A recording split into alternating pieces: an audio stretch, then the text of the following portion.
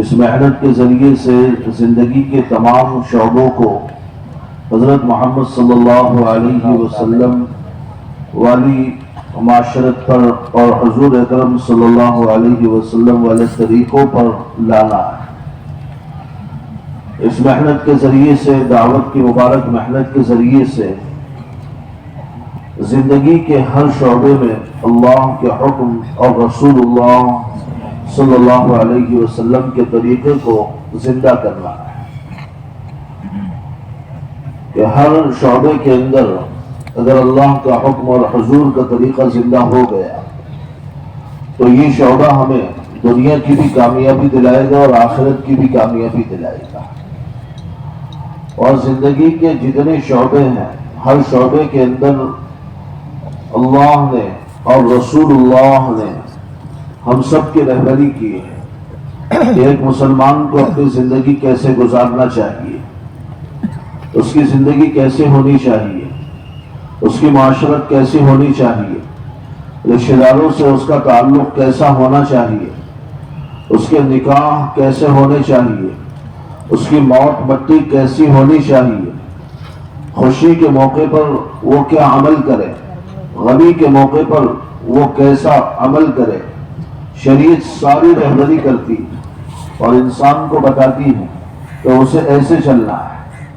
جب انسان اس کے مطابق عمل کرتا ہے اور اس شعبے کے دین کو، جس شعبے کے اندر وہ زندگی گزار رہا ہے، کہ جس شعبے میں وہ اس وقت چل رہا ہے، اس شعبے کے دین کو جب وہ زندہ کرتا ہے تو اللہ کی غیبی مدد بھی اس کے ساتھ ہوتی ہے، اور یہی چیز اللہ کو راضی کرتی ہے، اور اسی کے راستے سے وہ دنیا کی بھی کامیابی حاصل کرتا ہے اور آخرت کی بھی کامیابی حاصل کرتا ہے۔ میرے دوستو، بزرگ، عزیزو، زندگی میں ایک موڑ آتا ہے جب آدمی جوان ہونے لگتا ہے، چاہے لڑکا ہو یا لڑکی ہو۔ جب وہ جوان ہونے لگتے ہیں تو اب ان کے لیے شریعت کچھ احکامات صادر کرتی ہے، بتاتی ہے کہ اب اس جوانی کے اندر اسے کیا کرنا چاہیے اور کیسے رشتے میں اسے رہنا چاہیے، کس طرح اسے زندگی گزارنی چاہیے۔ چنانچہ حضور اکرم صلی اللہ علیہ وسلم نے فرمایا، یا معاشر الشباب من استطاع منکم الباءۃ فلیتزوج فإنہ اغض للبصر واحسن للفرج۔ اے نوجوانوں کی جماعت، جو تم میں سے اس بات پر قادر ہو کہ وہ نکاح کر سکتا ہو، اس کو چاہیے کہ اب نکاح کر لینا چاہیے، اس لیے کہ نکاح کرنا یہ آنکھوں کی حفاظت کا اور شرمگاہ کی حفاظت کا ذریعہ ہے۔ جوانی کے اندر عام طور سے یہ دو چیزیں پھسل جاتی ہیں، نگاہ ہے اور شرمگاہ ہے۔ تو فرمایا یہ بگڑ نہ جائے اور خراب نہ ہو جائے، اور نگاہ فاسد نہ ہو جائے، خراب نہ ہو جائے، ادھر ادھر اڑنے نہ لگے، شرمگاہ کا غلط استعمال نہ ہونے لگے، کیونکہ اب یہ جوان ہو چکا ہے۔ ظاہر ہے کہ قدرت نے اس کے اندر وہ چیزیں رکھی ہے کہ اس موڑ پر آ کر اب وہ چاہتا ہے کہ ان آنکھوں کے ذریعے سے ان آنکھوں کو سکون ملے، اور اللہ نے جو اس کے اندر ایک فطری ضرورت رکھی ہے وہ اس ضرورت کو پورا کرنا چاہتا ہے۔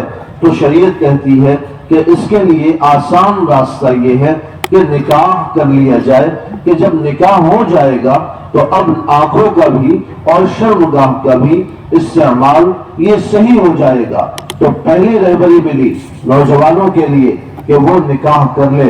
پھر یہ نکاح جب انسان کی زندگی میں آتا ہے، ظاہر میں ہم اسے شادی کہتے ہیں، یعنی خوشی کا موقع ہوتا ہے۔ اب اس خوشی کے موقع پر ایک ایمان والے کو کیسے اس موقع کو بھلانا ہے اور کیسے اس موقع میں رہنا ہے اور کیسے اس نکاح والے عمل کو کرنا ہے، کیسے اس شادی کو کرنا ہے، وہ بھی ساری رہبری شریعت کی طرف سے کی گئی ہے۔ ایک مسلمان کی شادی کیسی ہونی چاہیے، اس میں کیا ہونا چاہیے اور کیا نہیں ہونا چاہیے۔ چنانچہ آپ نے فرمایا ان اعظم النکاح برکۃ ایسرہ مؤونہ، کہ ایک بنیادی چیز یہ ہے کہ جو نکاح سادگی کے ساتھ ہوگا، جو نکاح سادگی کے ساتھ ہوگا وہ اللہ کی طرف سے خیر کو لے کر آئے گا اور برکت کو لے کر آئے گا۔ اس لیے آپ نے فرمایا اپنے نکاحوں کو سادگی سے کرو، سادگی سے کرو، کوئی رسم نہ ہو، کوئی رواج نہ ہو، کوئی ایسی بوجھ والی چیز نہ ہو جس کی وجہ سے سودی قرض لینے پڑ جائے، کوئی ایسی بات نہ ہو جس کی وجہ سے گھروں کو گروی رکھنا پڑے اور شادی کرنا پڑے۔ فرمایا سادگی سے نکاح کرو۔ چنانچہ شادی کے کرنے میں پہلا مرحلہ آتا ہے لڑکی کی تلاش ہے یا لڑکی کی تلاش ہے۔ آپ نے فرمایا لڑکی کیسی ہونی چاہیے، لڑکا کیسا ہونا چاہیے۔ چنانچہ آپ نے فرمایا اگر کوئی دیندار بااخلاق لڑکے کا رشتہ تمہاری لڑکی کے لیے آ جائے تو تم اسے قبول کر لو، اس کی دنیا داری دیکھ کر ہرگز نہ ٹھکراؤ۔ یہ نہ دیکھو اس کے پاس پیسہ کتنا ہے، مال کتنا ہے، کماتا کیا ہے، یہ نہ دیکھو، اس کی دینداری دیکھو۔ اگر اس کے اندر دینداری ہے اور اخلاق ہے اس کے رشتے کو قبول کر لو۔ آپ نے فرمایا اگر ایسا نہ ہوا اور دینداری کو پرے کر دیا گیا اور دینداری کو چھوڑ دیا گیا اور صرف مالداری کو دیکھا گیا تو فرمایا تکن فی الارض فتنۃ او فساد، تو زمین کے اندر بہت بڑا فتنہ اور فساد واقع ہو جائے گا جب صرف مالداری کو دیکھا جائے گا اور دینداری کو چھوڑ دیا جائے گا۔ اس لیے رہبری ملی کہ دیندار لڑکے سے رشتہ کیا جائے، دیندار لڑکے سے، اخلاق والے لڑکے سے، جس کے اندر اخلاق ہو، صرف نمازی نہ ہو۔ ہاں حضرت رحمۃ اللہ علیہ سے ان کے قریبی آدمی نے کہا کہ حضرت میں نے اپنے بچی کا نکاح کیا ہے، تو پوچھا کہ بتاؤ تو صحیح لڑکا کیسا ہے؟ وہ کہنے لگے نمازی ہے، دیندار ہے، نمازی ہے، دیندار ہے۔ تو دوبارہ پوچھا لڑکا کیسا ہے؟ انہوں نے کہا نمازی ہے، دیندار ہے۔ تیسری بار پوچھا لڑکا کیسا ہے؟ فرمایا نمازی ہے، دیندار ہے۔ فرمانے لگے وہ تو مجھے بھی پتا ہے کہ نمازی ہے، دیندار ہے، میں یہ نہیں پوچھتا وہ نمازی ہے یا نہیں، وہ دیندار ہے یا نہیں، مجھے تو یہ بتلاؤ کہ اس کے اندر اسلامی اخلاق ہے کہ نہیں۔ کہ گھر نماز سے آباد نہیں ہوں گے، اچھے اخلاق سے آباد ہوں گے۔ اس لیے اس کے اندر اسلامی اخلاق بھی ہونا چاہیے کہ اصل گھروں کو بسانے کے لیے یہ چیزیں ہوتی ہیں۔ تو دینداری میں اس کے دینی اخلاق کو دیکھو، اس کے دینی اخلاق کو دیکھو، اور وہ اس اعتبار سے مکمل ہے تو اب اسے اس کو اپنی بچی دے دو، وہاں رشتہ کر دو۔ پھر باری آتی ہے لڑکی کی تلاش، تو لڑکی کیسی تلاش کرنا چاہیے؟ بہت خوبصورت، حسین، کوئی مالدار کی بیٹی یا کوئی بڑے باپ کی بیٹی، کیسی لڑکی ہونا چاہیے؟ تو حضور نے فرمایا اے ابو ہریرہ تنکح المرأة لأربع، عورت کا انتخاب ہوتا ہے 4 وجہ سے، لمالها ولجمالها ولحسبها ولدینها فاظفر بذات الدین تربت یداک۔ سب سے پہلے لوگ دیکھتے ہیں، اس کے بعد مال کتنا ہے، مالدار ہے کہ نہیں، مالدار کی بیٹی ہے کہ نہیں، یہ ہمیں کیا دیں گے۔ شادی ہوگی تو سسرال والوں کی طرف سے کیا ملے گا، یا پھر مطالبہ ہوتا ہے اتنا دے دو، یہ دے دو، فلانا دے دو، یہ کر دو، یا پھر یہ چیزیں بھی ختم ہو گئی تو آج کل بھیک مانگنے کا نیا راستہ، نیا طریقہ لوگوں نے ڈھونڈا ہوا ہے۔ 4 لوگوں میں تو یہ کہہ دیں گے ہمیں کچھ نہیں چاہیے، صرف بچی دے دو، لیکن پھر فون کر کے پوچھیں گے فریج خرید لیا کہ نہیں، واشنگ مشین خرید لی کہ نہیں، فلانا کام ہوا کہ نہیں ہوا، سونے کے فلانے زیور بنے کہ نہیں بنے۔ یہ بھیک مانگنے کا انٹرنیشنل بھکاری کا ایک نیا طریقہ ہے۔ اور دوستوں بزرگ عزیزوں، خود کماؤ، خود دو اپنے بیوی کو۔ یہ کیا ہے کہ وہ اپنے باپ کے پاس سے سب لے کے آئے، وہ بیچارہ غریب باپ جب بچی کا نکاح کرنے پر آئے تو اس کی راتوں کی نیند اڑ جائے۔ یہ کیا بات ہوئی، وہ بیچارہ سودی قرض لینے کے لیے لوگوں کے گھروں کے چکر کاٹنے لگے۔ یہ کیا بات ہوئی، وہ اپنے بیٹی کا نکاح کرانے کے لیے اپنا گھر گروی رکھنے پر لگ جائے۔ ایسا نہیں، یہ مت دیکھو کتنا مالدار، کوئی مطالبہ نہ کرو، پھر یہ تو باری آتی ہے بہت زیادہ حسن و جمال کو دیکھا جاتا ہے، خوبصورت کو دیکھا جاتا ہے۔ آپ نے فرمایا لٹی چپٹی دیندار بہت زیادہ خوبصورت بے دین عورت سے بہتر ہے کہ خوبصورت بہت ہے لیکن دینداری نہیں ہے، کہ یہ سکون نہیں پہنچائے گی، یا لٹی چپٹی کالی کروٹی ہے لیکن اس کے اندر دینداری ہے، کہ یہ تمہیں سکون پہنچائے گی۔ حسن صورت تو چند روزہ ہے، ختم ہونے والی، لیکن حسن سیرت مستقل ہے۔ حسن صورت سے آنکھیں ٹھنڈی ہو سکتی ہے، دل ٹھنڈا نہیں ہو سکتا، لیکن حسن سیرت یہ دلوں کو ٹھنڈا کر دیتی ہے، آدمی کو سکون پہنچاتی ہے جب حسن سیرت زندگی کے اندر ہوتا ہے۔ اس لیے فرمایا نہ مالداری دیکھو، نہ حسن و جمال دیکھو، اور نہ حسب نسب دیکھو۔ لوگ دیکھتے ہیں کون سے خاندان سے، کہ فلاں خاندان میں نکاح ہو گیا تو میرا ایک مقام بن جائے گا، لوگ کہیں گے فلاں کا داماد ہے، تو حسب نسب کو نہ دیکھو۔ روایت میں آتا ہے من تزوج امرأة لعزها، جو آدمی کسی عورت سے عزت کمانے کے لیے نکاح کرتا ہے، اللہ تبارک و تعالی اس کے اوپر ذلت کو مسلط کر دیتے ہیں۔ من تزوج امرأة لمالها لم يصبه الله الا فقرا، اور جب آدمی کسی عورت سے مال کی بنیاد پر نکاح کرتا ہے تو اللہ تبارک و تعالی اس کے فقر اور فاقے کو اس کے فقر اور فاقے کو بڑھا دیتے ہیں۔ اس لیے یہ چیزیں بنیاد نہیں، میں آخری درجے میں دینداری کو دیکھتے ہیں، حالانکہ یہ تو پہلے دیکھنی چاہیے۔ آپ نے فرمایا اے ابو ہریرہ دینداری کو ترجیح دینا، دینداری کو ترجیح دینا، کہ دینداری ہوگی بیوی شوہر کے حقوق پہچانے گی اور شوہر بیوی کے حقوق پہچانے گا، کہ شریعت نے دونوں کے حقوق رکھے۔ بیوی سے کہا کہ اپنے شوہر کی اطاعت کرے، فرمایا اگر شوہر حکم کرے کالے پہاڑ کے پتھر سفید پہاڑ پر لا کر رکھ دے تب بھی اس کے ذمے واجب ہے کہ وہ اس کی اطاعت کرے، بیوی سے کہا اطاعت کرے۔ اور شوہر کے فضائل سنا کہ شوہر کے ایسے اتنے حقوق ہے کہ اگر خدا نہ خواستہ شوہر بیمار ہو جائے اور اس کے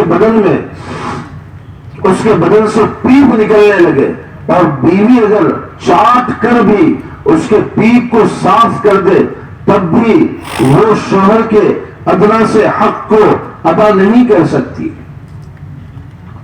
شوہر سے کہا وہ اپنی بیوی پر ظلم نہ کرے، فرمایا تم نے اللہ کے کلمے سے اس کو حلال کیا ہے، دیکھو اس پر ظلم نہ کرنا، اس پر ظلم نہ کرنا۔ حدود بتلائی، اگر نافرمانی کرتی ہے تو پہلے تھوڑا سا اس کو الگ کرو، گھر کے اندر ہی یا بستر الگ کر دو، پھر بھی نہ مانے تو کیسے مار مارنی ہے یہ بھی بتایا گیا، کہ ایسی مار نہ ہو جس کی وجہ سے نشان پڑ جائے، چہرے پر نہ مارا جائے، بلکہ ہلکی سی اور کسی قدر ایک تنبیہ کی غرض سے بس اس کو ہلکی سی مار ماری جا سکتی ہے، لیکن ایسی مار نہیں جس سے نشان پڑ جائے اور جانوروں کی طرح سے جو لوگ پیٹتے ہیں مارتے ہیں اور وہ یہ سمجھتے ہیں شریعت نے ہم کو اجازت دی ہے۔ اور دوستوں بزرگ عزیزوں یہ شریعت کا حکم نہیں ہے، پھر بھی اگر نہ مانے کچھ لوگ اپنی طرف کے کچھ لوگ وہاں کے ان کو بلا کر سمجھاؤ اسے، شریعت نے حدود بتائی کہ تاکہ آپس میں میل ملاپ ہو، یہ نہ ہو چھوٹی چھوٹی باتوں پہ لڑ پڑے۔ اور ایسا بھی نہیں کہ اس کو پاؤں کی جوتی بنا کر رکھا جائے کہ بولے عورت پاؤں کی جوتی ہے اس کو ویسے ہی رکھو، اسلام نے عورت کو پاؤں کی جوتی نہیں بنایا، بلکہ اسلام نے تو اس کو دل لگانے والی کہا۔ قرآن کہہ رہا ہے کہ ہم نے تو ان کو اس لیے بنایا ہے تاکہ تم اس سے سکون حاصل کر سکو، ان سے محبت کرو۔ یہ پاؤں کی جوتی نہیں ہے، یہ تو جہالت کی بات ہے کہ ایسا کر کے رکھتے ہیں، بالکل گھر میں جاتے ہی وہ بیچارے ڈر کے مارے بھاگنے لگتی ہیں، پتہ نہیں اب گھر کے اندر آیا تو نہ جانے کون سی گالی دے گا یا کون سا تھپڑ لگے گا، سب سہمے ہوئے رہتے ہیں۔ بچے ایک طرف بھاگ رہے ہیں، بیوی ایک طرف کونے میں دبکی ہوئی۔ بڑے کنٹرول رہنا چاہیے، اور اس کنٹرول کے نام پر اس بیچاری پر ظلم ہو رہا ہے۔ شریعت اس سے منع کرتی ہے، ظلم نہ کیا جائے۔ بیوی سے کہا جاتا ہے اطاعت کرے۔ ہوتا یہ ہے بیوی یہ دیکھتی ہے میرے یہ حقوق ہے اور شوہر اس کو ادا نہیں کر رہا ہے، اور شوہر یہ دیکھتا ہے میرے یہ حقوق ہے اور بیوی اس کو ادا نہیں کر رہی ہے۔ اب ایسی بات کی لڑائی چلتی ہے کہ میرے فلاں حقوق تم نے ادا نہیں کیے۔ کوئی ایک دوسرے کو سمجھنے والا یا اسے لے کر چلنے والا نہیں ہوتا۔ حالانکہ حکم یہ ہے کہ معاف کرو، درگزر کرو۔ اگر ان سے غلطی ہو جائے تو درگزر کر دیا جائے۔ آپ نے فرمایا تیری پسلی سے بنی ہے، زیادہ سیدھی کرنے جاؤ گے تو ٹوٹ جائے گی، اس لیے زیادہ سیدھی کرنے کے چکر میں نہیں رہنا، معاف کرتے ہوئے درگزر کرتے ہوئے لے کر چلنا، اس سے گھر آباد ہوگا۔ ورنہ چھوٹی چھوٹی بات پہ اگر گھر میں لڑائی اور جھگڑا ہونے لگے تو یہ گھر بجائے جنت کے جہنم کا نمونہ بن جائے گا۔ اور دوستوں بزرگ عزیز، آپ نے فرمایا خیارکم خیار لأہلی، تم میں سب سے بہترین وہ ہے جو اپنے گھر والے کے لیے بہترین ہو، اور آپ نے فرمایا میں اپنے گھر والوں کے ساتھ ایک بہترین انسان ہوں۔ شریعت اس کی تعلیم دیتی ہے، معاف کرو، درگزر کرو، اسے لے کے چلو، اس کی غلطی کو درگزر کرو، پکڑو نہیں اسے۔ اگر اسے پکڑتے رہیں گے ایک وقت ایسا آئے گا کہ دوستوں بزرگ عزیزوں پھر نوبت یہاں تک آ جائے گی کہ معاملہ ختم ہو جائے گا۔ اسے معاف کرنا، درگزر کرنا، اور دیندار لڑکی کو ترجیح دینا۔ تو لڑکا ہو دیندار ہو، لڑکی ہو دیندار ہو، یہ شریعت کا حکم ہے۔ پھر آگے باری آتی ہے کہ نکاح میں رسم کیسا ہو، رواج کیسا ہو، تو شریعت کہتی ہے نہ کوئی رسم ہو نہ کوئی رواج، سیدھا سادہ نکاح کرو۔ یہ سب سے زیادہ برکت والا نکاح وہ ہے جو سادگی کے ساتھ کیا جائے۔ حضور نے خود نکاح کیا، صحابہ نے نکاح کیے، تابعین نے نکاح کیے، اور نکاح کر کے امت کو بتایا گیا کہ شریعت والے نکاح کیسے ہوتے ہیں۔ حضور کے نکاح ہو رہے لیکن نہ کوئی حال ہے اور میرج حال نہیں ہے، کوئی شادی کے کارڈ نہیں بن رہے، کوئی بہت بڑا مجمع جمع نہیں ہو رہا ہے، کوئی دیریں نہیں چل رہی ہے، سیدھا سادہ لوگ مسجد میں جمع ہو گئے اور نکاح ہو گیا۔ چلتے چلتے آپ اللہ کے راستے میں ہیں اور آپ کا نکاح ہو گیا اور دوسرے دن ولیمہ بھی ہو گیا۔ صحابہ کے نکاح ایسے ہو رہے۔ عبدالرحمن بن عوف رضی اللہ تعالیٰ مالدار صحابی ہے، چاہتے تو سارے مدینہ کی دعوت کر سکتے ہیں اور سارے صحابہ کو جمع کر سکتے ہیں، حضور کو بلا سکتے ہیں، لیکن عبدالرحمن بن عوف کا نکاح ہو اور حضور کو علم تک نہیں ہو۔ عبدالرحمن بن عوف جب حضور کی مجلس میں آئے تو اس زمانے میں شادی کے موقع پر کوئی خوشبو لگائی جاتی تھی، اس کا اثر ان کے کپڑوں پر دیکھا تو آپ نے پوچھا عبدالرحمن تم نے نکاح کر لیا؟ فرمایا ہاں اللہ کے نبی صلی اللہ علیہ وسلم میں نے نکاح کر لیا، آپ ناراض نہیں ہوئے، آپ نے یہ نہیں کہا کہ میں سارے جہان کا سردار ہوں اور قیامت تک کے لیے نبی اور رسول ہوں اور تم نے مجھے اپنے نکاح میں بلایا تک نہیں، آپ نے یہ نہیں کہا، بلکہ آپ نے برکت کی دعا کر دی۔ آج تو ہوتا ہی ہے، اگر شادی کا کارڈ میں پہنچے رشتے دار ناراض ہو جاتے ہیں کہ مجھے اس نے بلایا نہیں، بلانے نے مجھے بلایا نہیں، اب زندگی میں کبھی بھی میں اس کے گھر پہ نہیں جاؤں گا، ناراضگی ہو جاتی ہے، آپس میں تعلق ٹوٹ جاتا ہے، کیونکہ فلانے نے اپنے بیٹا بیٹی کے نکاح کے موقع پر مجھے بلایا نہیں تھا۔ اور دوستوں بزرگوں عزیزوں، دیکھو تو صحیح سنت والے نکاح کیسے ہوتے تھے، کتنے سادگی سے ہوتے تھے۔ پھر لوگ یہ سمجھتے ہیں فلاں بزرگ کے ہاتھوں سے نکاح ہوگا تو میرے نکاح میں برکت آئے گی۔ اور دوستوں بزرگوں عزیزوں، سنت شریعت کو چھوڑ کر، اللہ اس کے رسول کے طریقے کو چھوڑ کر، اگر ساری دنیا کے سب سے بڑے بزرگ کو بلا کر بھی آپ نکاح پڑھوا لو، اس میں ہرگز بھی خیر اور برکت نہیں ہوگی۔ خیر اور برکت بزرگی میں نہیں ہے، بزرگوں میں نہیں ہے، بلکہ خیر اور برکت تو سنت اور شریعت کو اپنانے میں ہے۔ کہ خیر اور برکت اگر بزرگوں کے راستے سے ہوتی تو حضور سے بڑا بزرگ اس زمانے میں کون تھا؟ آپ تو نبی ہے، آخری نبی، آپ کے بعد اب کوئی نبی بھی آنے والا نہیں ہے، آپ محبوب کبریا ہے، اتنی بڑی ہستی زمین پر ہے، لیکن صحابی نے یہ نہیں سوچا کہ حضور آئیں گے تو برکت آئے گی۔ لوگ سمجھتے ہیں فلاں صاحب کو بلا لو، فلاں اس میں کر لو، اور وہاں حرم میں جا کے نکاح کر لو۔ اور دوستوں بزرگ عزیزوں، اصل یہ ہے سنت اور شریعت کو زندہ کیا جائے۔ ہاں، سنت شریعت کو زندہ کرتے ہوئے کوئی بزرگ بھی نکاح میں آ گئے، بہت اچھی بات ہے۔ کوئی اللہ والے شریک ہو گئے، ان کی دعائیں مل گئی، بہت اچھی بات ہے۔ لیکن سنت اور شریعت کو چھوڑ کر کسی بزرگ کی شرکت ہرگز بھی خیر اور برکت نہیں لائے گی۔ سنت والے نکاح ایسے سادگی سے ہوتے تھے۔ سعید بن المسیب رحمت اللہ علیہ ایک بڑے تابعی ہے، حدیث کے درس دیا کرتے تھے۔ دو لڑکیاں تھیں ان کی، دونوں کے لیے خلیفہ وقت کے بچوں کا پیغام آ گیا۔ عبد الملک نے اپنے دونوں لڑکے کے لیے شہزادوں کا پیغام بھیجوایا، سعید بن المسیب کی لڑکیوں کے لیے، لیکن سعید بن المسیب نے ان پیغاموں کو رد کر دیا، قبول نہیں کیا۔ یہ شہزادے اتنا بڑا پیغام آیا ہوا، اس کو رد کر دیا۔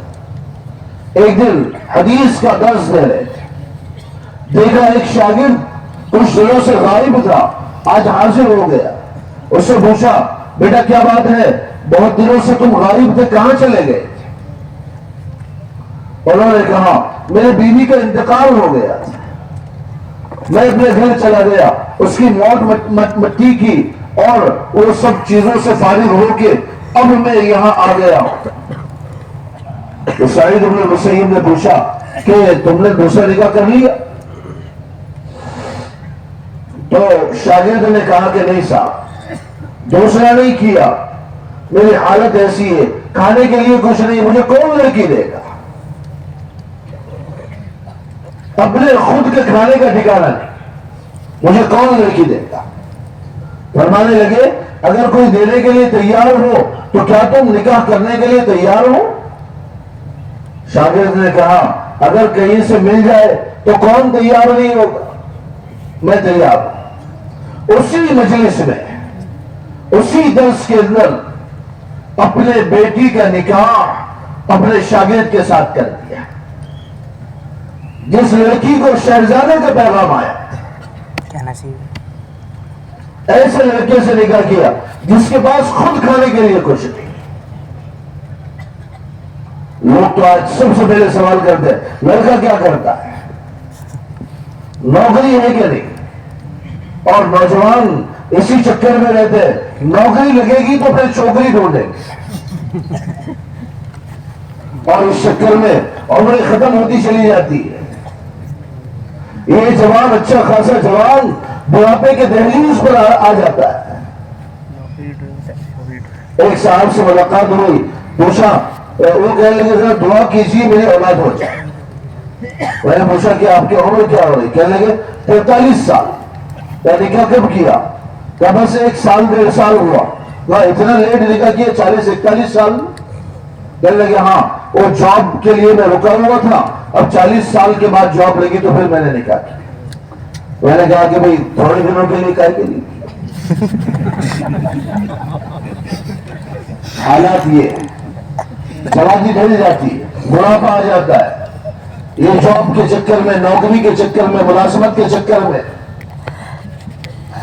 گناہوں کے دلدل میں پھنسا چلا جاتا ہے، باطل اسے اپنی طرف کھینچتا ہے، موبائل فلانا اور نہ جانے کتنی بے حیائیاں اور فحاشیاں اسے اپنی طرف کھینچ لیتی ہے، اور نہ جانے کتنے گناہوں کے دلدل میں یہ پھنس کے رہ جاتا ہے۔ ماں باپ بھی سوچتے ہیں ابھی تو بچہ پڑھ رہا ہے، ابھی تو اسے نوکری لگی نہیں ہے، کیونکہ ان کو پتا ہے لڑکی والوں کے پاس جائیں گے تو سب سے پہلا سوال یہ ہوگا لڑکا کیا کرتا ہے؟ یہ جواب دے دیا کچھ نہیں کرتا، کہیں گے نکما ہے، اور نکمے سے ہم کیسے نکاح کرتے ہیں؟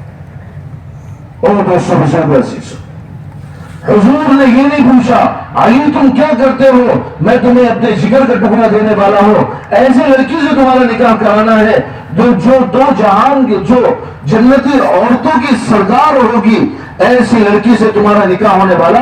علی بتاؤ تو صحیح تمہارا کاروبار کیا ہے، تمہاری تجارت کیا ہے، کوئی فیکٹری ہے، کوئی ملازمت ہے؟ آپ نے کوئی سوال نہیں کیا، فرمایا میں اللہ کے حکم کا منتظر تھا، مجھے اللہ کی طرف سے حکم ملا ہے علی میں اپنے جگر پالے کا اور میں اپنی بیٹی کا نکاح تم سے کرا دوں۔ علی کا کوئی کاروبار نہیں، حضور نے اپنی بیٹی دی۔ آج کا مسلمان جاب والا لڑکا تلاش کرتا ہے، سرکاری نوکری والا تلاش کرتا ہے۔ اور دوستوں بزرگ عزیزوں، اس چکر کو ختم کرو، اپنے نکاحوں کو سادگی پر لاؤ۔ سعید بن المسیب نے اسی مجلس میں خطبہ نکاح پڑھا اور نکاح کر دیا، ابھی شام بھی نہ ہوئی، وہ کہتے ہیں میرے دروازے پہ کنڈی کھٹکھٹانے کی آواز آئی، میں گھر میں بیٹھ کے سوچ رہا ہوں آج کا روزہ ہے، افطار کے لیے آدھی روٹی ہے اور سحری میں کل کے لیے کہاں سے کیا لے کے آؤ، اسی سوچ میں ہے، دروازے کی کنڈی کھٹکھٹانے کی آواز آئی، میں نے پوچھا کون ہے تو جواب ملا کہ سعید ہے۔ شاگرد کہتے ہیں میرے دل میں دور دور تک بھی سعید بن المسیب کا خیال نہ آیا، کیونکہ سعید بن المسیب وہ آدمی تھے کہ جو گھر اور مسجد کے سوا اور کہیں نہیں جاتے تھے، 40 سال سے کبھی ان کی تکبیر اولیٰ فوت نہیں ہوئی اور کسی نے ان کو گھر اور مسجد کے علاوہ نہیں دیکھا، اس لیے میرے دماغ میں سعید بن المسیب کا آیا ہی نہیں۔ میں نے پوچھا کون سعید؟ تو جواب ملا سعید بن المسیب۔ تو دل کے اندر یہ خیال آنے لگا کہ پہلے تو جذبے کے اندر اپنے بیٹی کا نکاح کروا دیا، اب شاید ان کو اپنے غلطی کا احساس ہو گیا ہے، اب اس لیے آئے ہوں گے تاکہ وہ اس نکاح کو ختم کر دے، توڑ دے۔ میں نے ڈرتے ڈرتے پوچھا کیا بات ہے، کس لیے تشریف لائے ہیں، اور جا کر کنڈی کھول دی۔ فرمانے لگے بات اصل میں یہ ہے کہ میں نے سوچا تمہارا نکاح ہو گیا ہے، اب تم اکیلے کیوں نہ ہو، اس لیے میں اپنی بیٹی کو ساتھ لایا ہوں تاکہ اس کی رخصتی ہو جائے۔ یہ کہہ کے اپنی بیٹی کو اپنے داماد کے گھر میں دھکیل دیا اور باہر سے دروازہ لگا کے چلے گئے۔ آج کل نکاح تو بہت سادگی سے ہوتے، بڑے اجتماع میں نکاح ہو گیا، لیکن رخصتی کے نام پر بڑے بڑے ہال، بڑی بڑی دعوتیں، بڑے بڑے کھانے اور بڑی بڑی نہ جانے کیا کیا رسم اور رواج ہوتے ہیں۔ اتنی سادگی سے رخصتی ہو گئی، خود لے کے آئے، اور رخصت کر دیا. شاگرد تھے میں فوراً اپنے گھر کی چھت پر چڑھا اور جا کر میں نے آواز دی, ارے لوگوں دیکھو, آج سعید بن مسیب نے اپنی لڑکی کے ساتھ میرا نکاح کیا اور وہی اب اپنی بیٹی کو بھی یہاں پر چھوڑ کر گئے تاکہ محلے والوں کو کوئی بدگمانی نہ. اور دوستوں بزرگ عزیز, ایسے نکاح ہوتے کے ساتھ. اب دیکھو نا, کارڈ چھپنا, ہال دیکھنا, تاریخ طے ہونا, رسم منگنی, نہ جانے ہلدی مہندی, اس کو کپڑے لو, اس کو کپڑے لو, یہ فلاں رشتے دار کو بھی کرنا پڑے گا, یہ اہل, یہ فلانا. اور اگر کسی کو دستی ٹوپی نہیں کی وہ الگ سے ناراض ہوتا ہے, کسی عورت کو ساڑی نہیں پہنائی وہ الگ سے ناراض ہوتی ہے. یہ ساری چیزیں ختم کرنے کی ہے. ہاں, جب جا کر ہمارے نکاح سنت اور شریعت اور سادگی والے ہوں گے اور خیر اور برکت ہمارے نکاحوں میں آئے گی. پھر نکاح بہت آسان, ایجاب اور قبول اور مہر کا طے کرنا. مہر 3 تولہ 618 ملی گرام چاندی یا اس کی قیمت, اس سے کم مہر نہیں ہو سکتا. بہتر ہے مہر نقد ادا کر دیا جائے, ادھار نہ ہو, اپنے حیثیت کے مطابق طے کیا جائے. صرف لوگوں کو دکھانے کے لیے بہت زیادہ بھی طے نہ کرے, اور 3 تولہ 618 ملی گرام چاندی یا اس سے کم کی قیمت بھی طے نہ کی جائے, ورنہ مہر ادا نہیں ہوگا. اتنا آسان. پھر جب نکاح ہو گیا تو نکاح کے بعد فرمایا ولیمہ کرنا, اور ولو بشاطر. آپ نے ایک طرف اپنا ولیمہ کر کے بتایا, اتنا سادگی کے ساتھ آپ اللہ کے راستے میں صحابہ سے کہا جو کچھ تمہارے پاس ہے لاؤ جمع کرو. کوئی روٹی لے کے آیا, کوئی جو لے کے آیا, کوئی آٹا لے کے آیا, سب ایک جگہ جمع ہوا. آپ نے فرمایا کھاؤ, یہ تمہاری ماں کا ولیمہ ہے. اپنے گھر میں پکنے والی دال روٹی وہ بھی اگر ولیمے کی نیت سے گھر والوں کو کھلا دے تو بھی ولیمہ ہو جائے گا. ولیمہ اتنا آسان. اور اگر اللہ نے طاقت دی تو فرمایا بکری ذبح کر لو, لیکن فرمایا بدترین ولیمہ وہ ہے جس میں مالداروں کو تو دعوت دی جائے اور غریبوں کو چھوڑ دیا جائے. میرے دوستوں بزرگ عزیزوں, ہم اپنے نکاحوں کو سنت شریعت کے مطابق سادگی کے ساتھ کریں. بس ہم نیت کرتے ہیں انشاءاللہ. دیکھو جس کا ہو گیا وہ بھی بول رہے ہیں, اس کا مطلب اور ہو جاتا ہے.